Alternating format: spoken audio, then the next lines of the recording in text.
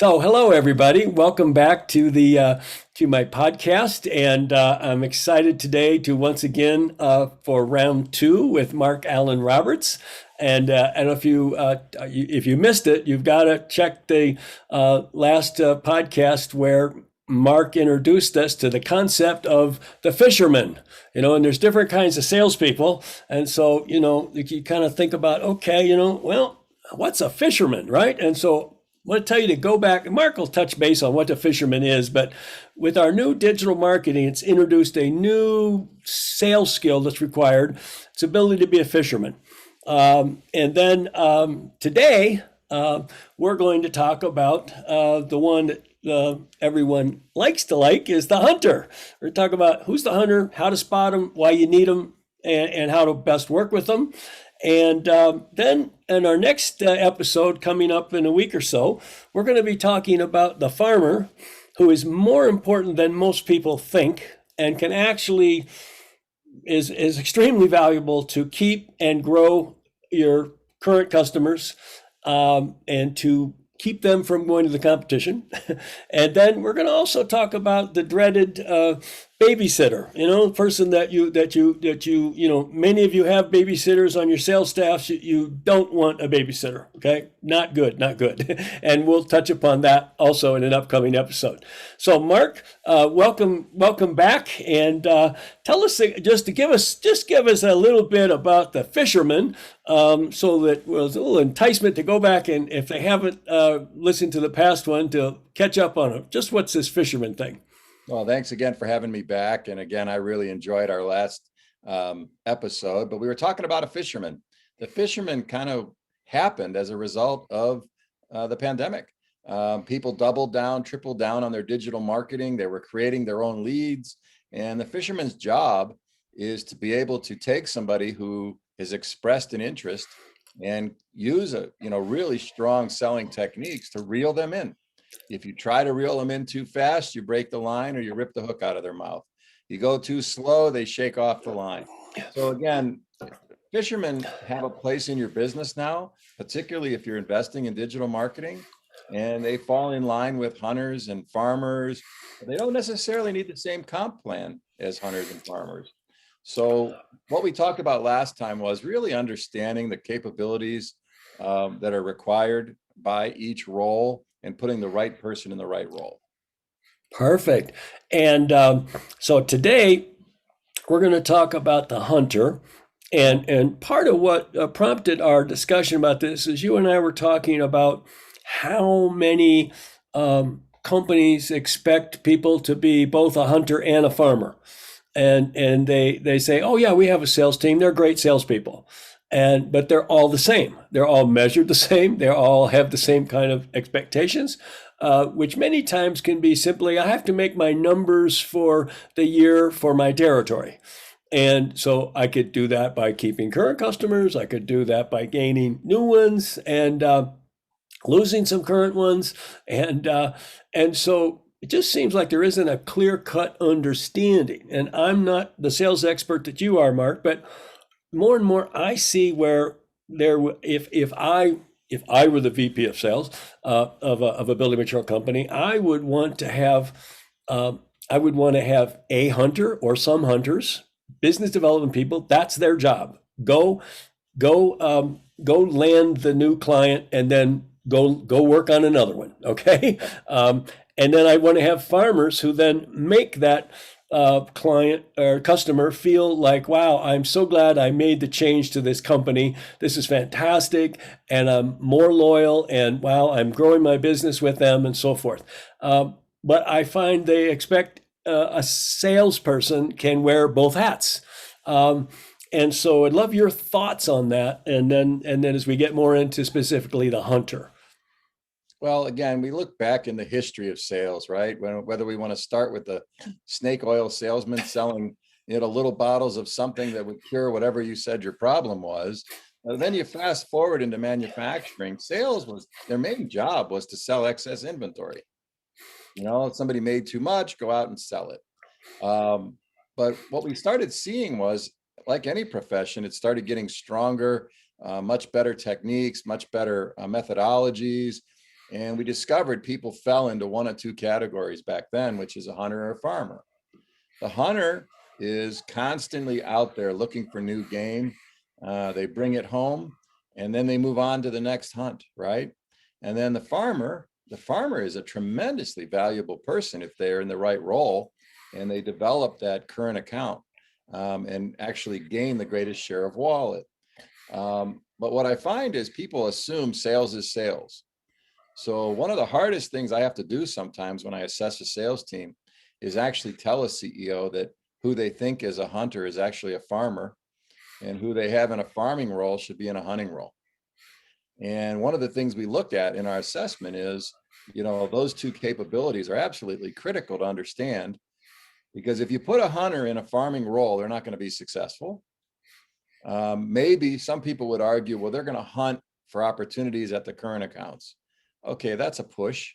I get what you're saying, but a hunter really needs to be given the focus. They need really strong ideal customer profiles. They need really good marketing and messaging, and to go out and do what they do so well.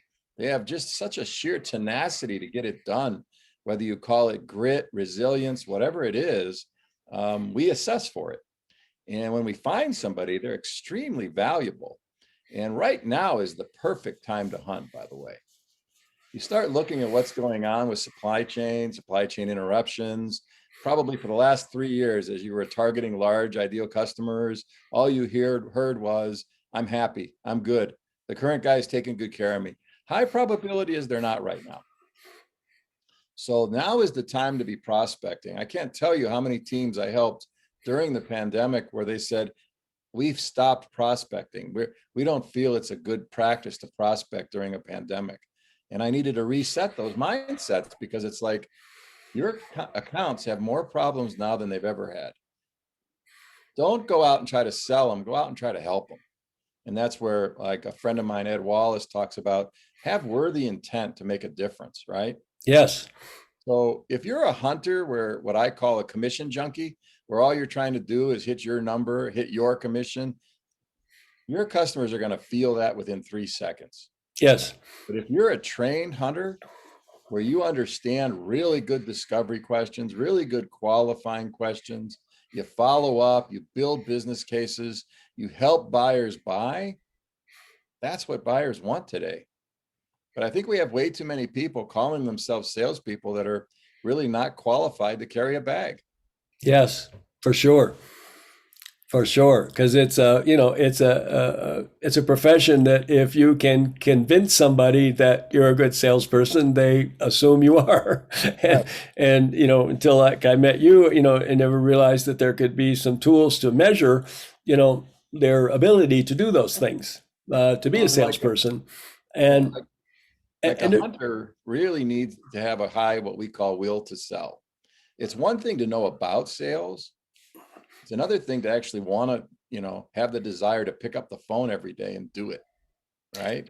yes, well, and I've been finding that many field salespeople today are they're allowed to, they go where it's comfortable. Yeah. So they'll go to their best distributor and spend more time there than they should, because they're welcome there. And it's a nice place. Everybody likes them.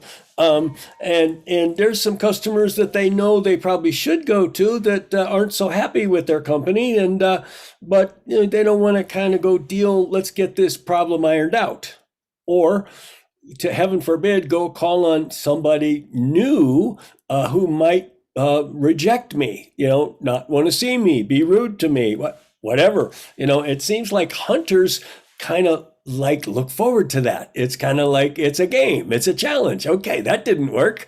That's just another no. That's not a problem. That's just another step toward a yes, or however. There's I just the great hunters I've known in my life, and I'm just I have not run them through your assessment to see that they are, but my impression is they don't have a down day. They always see an upside to everything that happened, even if it was 5 no's in a row. They went, okay, I learned 5 new things about how to do better the next time. I found like, wow, that approach didn't work for this kind of customer. What are your thoughts on that, Mark? No, they're like what you're describing is resilience and grit. They just don't give up. They have this tenacity, what we actually measure for, which is called the figure it out factor. They're gonna figure it out. The other thing that they're really high in is they're not afraid to talk about money. I can't tell you how many people, when we do an assessment, as the dollar value of the deal climbs, the propensity to discount also climbs, or they just simply don't feel comfortable. So again, they're comfortable talking about money. They're resilient. They're rejection proof. That, like you said, they don't hear a no, they hear a not yet. Back in the day, we used to say either you buy or you die, right? I'm going to keep calling you until either you tell me to go away or you go out of business, right? That's a hunter. The other thing about a hunter is they're not afraid to ask really good questions. A lot of times we find people that are saying they're a salesperson actually have a real too much of a need, let's just say, to be liked. Hunters want to be respected. If you need to be liked, you're not going to ask the person like, are you the person that has the buying authority? Well, no, that's rude. No, it's not. Hunters, the most valuable thing to a hunter is your time. So make sure that you're qualifying people and they're really skilled at qualifying. What's the time frame the customer needs it in? Oh, I can't ask that. That sounds pushy. No, you're not being pushy. You're giving the customer great service. Who else influences the sale? Wow, that's rude. That's not rude. They want to give the customer the best experiences. And if you've got somebody behind the curtain that's influencing the sale, the hunter takes the responsibility of building a relationship with that person and making sure they get the messaging they need, right? The other thing, Mark, that you bring up that I found too is good hunters also realize, okay, this is not a real prospect. Okay, like I can sit here all day long. I'm not talking to the real decision maker. And so I'm being played along and so forth. This isn't going anywhere. I am wasting my valuable time. And so I'm going to move on. And it's not giving up. It's realizing this is not a good fit. This is not the best use of my time. To move forward. Now, at some point, that customer may come around. At some point, something may change. But the situation I'm presented with today, it doesn't matter how many times I say something or the way I say it or whatever. It's just not going to happen. And they're good at identifying that. And there's a difference between their walking away or they're wisely saying, this is not worth my time. I've got more opportunities that are more likely to be a yes than this customer is. What am I right there? Yes, absolutely. Because what they're doing is they're actually being respectful of their own time. One of the best things you can do is disqualify somebody. If all they're doing is shopping on price, for example, that's probably not somebody you want to build a long-term relationship with, right? I don't think you can build a long-term relationship because the next person that comes along with a price, they're going to go to them. And Right. I always tell clients, companies I work with, like, the harder a customer is to earn, the longer the potential is you're going to keep them, right? The easier they are to sell, the easier they're going to be to lose. And a hunter would not at all be nervous about asking the question, do you have a budget to solve this problem or am I helping you build one? That's not rude. That's a business conversation. But I can't Yes. tell you how many people feel uncomfortable, like, wow, that person's not going to like me. No, but they're going to respect you. And again, quick to disqualify is actually a great service for you because what you want to do is don't spend time where there's not an opportunity. Qualify early, qualify quick, and move on. Yes. So, so Mark, to the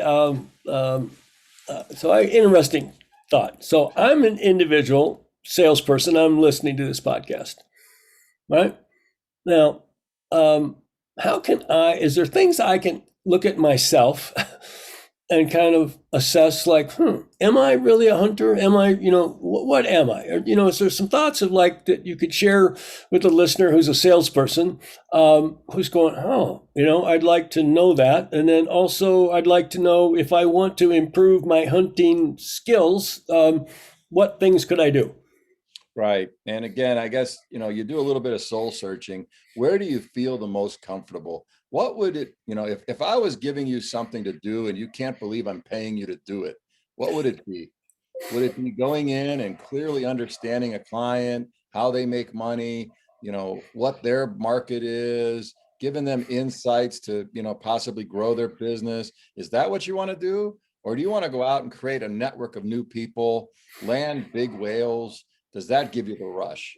And then if you can answer that question very quickly, you know what you want to be. And both of them are tremendously valuable. The shame is a lot of people have come to the conclusion that a hunter is who everybody needs to be. And I would argue that hunters are really important on capturing those new logos, but you have to have somebody that keeps those new logos happy, have a retention strategy, and somebody that grows them, right? Yes. So it all starts, I mean, again, I'm spoiled because I have a tool where I can tell you if you're a hunter, a fisherman, or a farmer right now. I could also Yes. tell you shouldn't even be in sales. Yeah. No, I mean, about 20 to 30% of the people in a sales force shouldn't even be in sales today. Yes. They actually would be happier, and the company would get a greater return on investment if they were in customer service, some other function, right? Okay. Maybe engineering. I've often seen a lot of organizations take somebody out of engineering.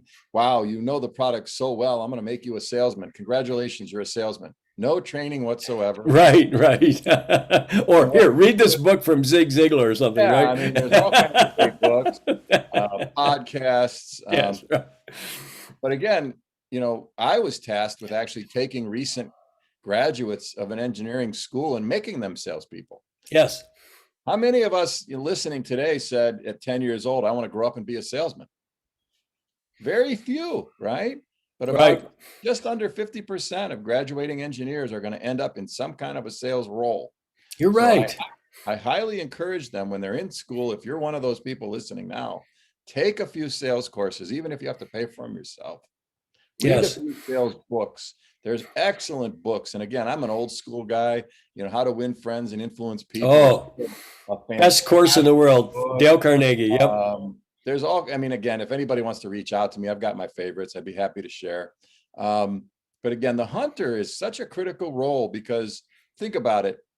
As we work with a current account, a lot of these really large customers have automated discounts where if, after year 3, we're going to take a 2%. After year, 6, we're taking another 2%. Fresh revenue is what new accounts bring to you. And they're typically at a really nice, strong margin. Yes. If your people aren't bringing you new accounts, and if you're losing X% of business, by default, if you're not targeting new business, you're losing market share, right? Well, to your point, also, if all you're hearing from salespeople is the only way we're going to get this account is to cut the price, okay, you've got a Right. problem, right?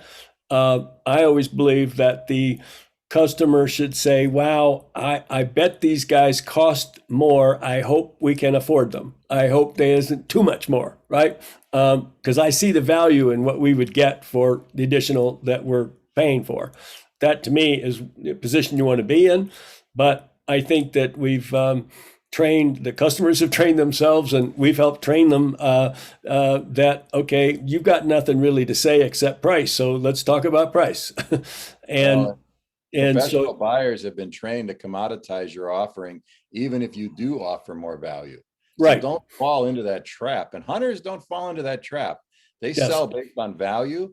They take a little bit more time on the upfront as far as discovery and qualifying, because what they're doing is they're actually gathering the information and the data they need to create a business case. Yes. So when you get to negotiating, it's like, really? We're talking about this? We discussed during discovery, or I wouldn't say during discovery, but we Yes. discussed a few conversations ago that the real problem you're trying to solve is downtime or scrap or Yes. or vendors who don't ship complete, Sure. and a repeat job at a construction site is a loser, right? Right. You've already had your team there and now you got to come back. What is that value worth? And they talk about value. They talk about, like, I have one person that says, they're business consultants masquerading as salespeople, right? They're out there trying to make it happen. And they know that if they just lead on price, it's a lose-lose. Uh, Lose. so, Exactly. they're not afraid to have like business conversations. They understand business acumen. And again, I'm not a big fan of the challenger sales model, because you had better be really trained to pull that off. But they're not afraid to share insights. The Yes. last person I helped in your industry really valued this. I'd like to help you. But they've got that constant drive. I need one more. I need one more phone call at 6 o'clock, but I'm going to make one more call. And the Right. one thing I would challenge everybody listening is, and often there's a choke point that nobody's measuring. And that choke point often for a hunter would be, how many dials did they make today? It's such a simple question, but I have very few CEOs that can tell me, how many dials did your hunters make today? Yeah, and although we have these Salesforce and all these wonderful measurement tools and so forth, and you're right, you don't see that on the dashboard, and uh, Because uh, again, I have CEOs always saying, I want to run my sales like I run my facility, my plant.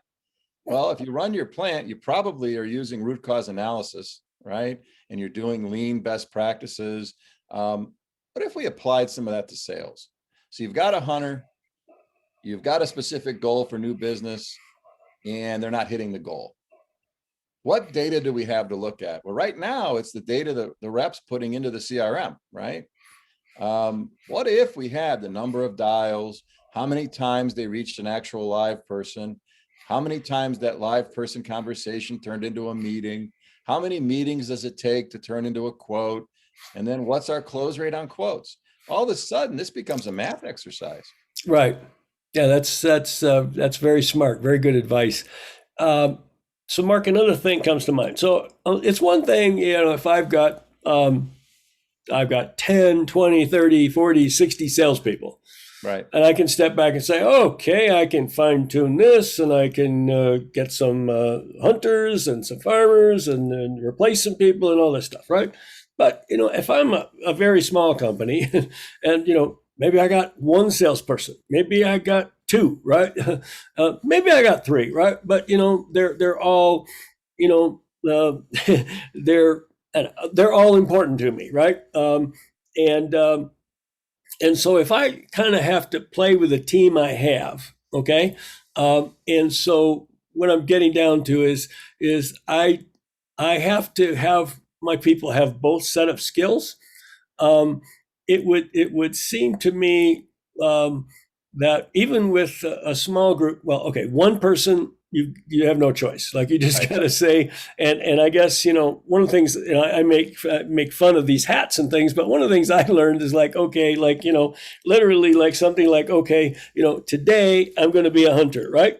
I got to just think differently than I thought yesterday, right? I got to think about how many calls I'm going to make. I got to think about, I'm not afraid of rejection or whatever, my issues are. But today I'm this guy. It's a different guy than the farmer guy. Um, and, um, and maybe getting them some, literally, like, here's how you act as a farmer. Here's how you act as a hunter. Like, and here's, like, if this was Wednesday's farmer day, here's what you do. Thursday's hunter day, here's how you act. What, or, just my thoughts. What advice would you have to somebody that's in that situation? Well, I like how you're compartmentalizing the days. That would be a strong strategy. We agree every Tuesday we're going to hunt, let's say. And then maybe Wednesday, Thursday, we're going to make sure our current accounts are happy. Fridays, we're going to do our reporting. We're going to get our quotes out. I mean, you could compartmentalize your day. But what I'm seeing more people doing is leveraging that inside salesperson, a business development rep, BDRs. More and more people are investing either in full-time BDRs or part-time BDRs. There's companies that just sell time, where you give them your list, the BDR books appointments for your people. And then your person who probably is really strong at presentation skills, product knowledge, application knowledge, has an appointment booked for them with somebody that matches your ideal profile. That is an efficient way to go to market. So you're leveraging your person's natural tendency to be more of a farmer, more of a technical expert, and then you're leveraging technology to get you those appointments. So tell me more about a BDR. Yeah, business development. I have one. She's fantastic. I said, look, I want to meet with at least 4 to 5 CEOs a month. Some weeks she gets me 4 to 5 in a week. Her job is to help me connect with people that match my ideal customer profile and set an appointment. And that first Nice. appointment is a conversation. I'm not trying to sell them. I think I can genuinely help them. And we do a little bit of discovery. If I find that it's not something I can help them with, I tell them. But Right. if I can, then we schedule a future discussion and go a lot deeper. Uh, Yeah. but So that's an interesting thing where, once again, where I think people go, well, you're a salesman, you should make your own appointments, right? And to me, it's like this idea of playing to somebody's strengths. right. And if their strength is product knowledge and presentation and so forth, their equal strength is probably not setting appointments and getting into the right person and so forth. And so that's an interesting thing. And I'll bet that's quite affordable or cost effective also. It's very cost effective. And again, you know me as a data guy, right? Everybody has their opinion. And I used to have a coffee mug that said, your opinion is, although interesting, is irrelevant, right? I want to look at the data. And what the data tells me is most salespeople quit on new business after 2.5 phone calls. Most new business starts happening after 12. Wow. I thought it was So like 5 or 7. It's gone up to 12 now. today, it's not necessarily a phone call. It's that multi-channel approach. Yes. Maybe it's a touch on LinkedIn. Maybe it's a touch on Instagram. Maybe you send them a text. Maybe you send them a direct mail. Really top elite hunters use everything at their resources to get that conversation going and keep the conversation going till close. Right. That means they have to understand social selling. I just did a course for a team of hunters on social selling. They had never been trained on it. They scored like 13 out of 100. So we did the training. And their perception was going into it, this is a waste of time. I'm not going to get anything out of it. Afterwards, I'm getting the reports from the VP of sales saying, you ain't going to believe this, but they did that thing you taught them on LinkedIn, and we got an appointment with the largest account we've been trying to get for years. Right. And I mean, yeah, I'm with you. I'm with you. I keep preaching that same thing myself, and I'm going, why? You think like social media is for your teenage daughter or something, and not real serious people are on there? They are. Well, I'm a big, advocate of looking at your cost per sale. Oh yeah. Yep. So let's say you've got an outside salesperson, they're in a hunting role. You're probably paying them a pretty good amount of money, both base and variable comp. Right. You could get a really strong BDR for half to a fourth of that person and drive more initial meetings than that person ever would. Because in addition to calling targeted new business, they're also working those accounts that are in the funnel someplace right now. Right. Yeah. Yes.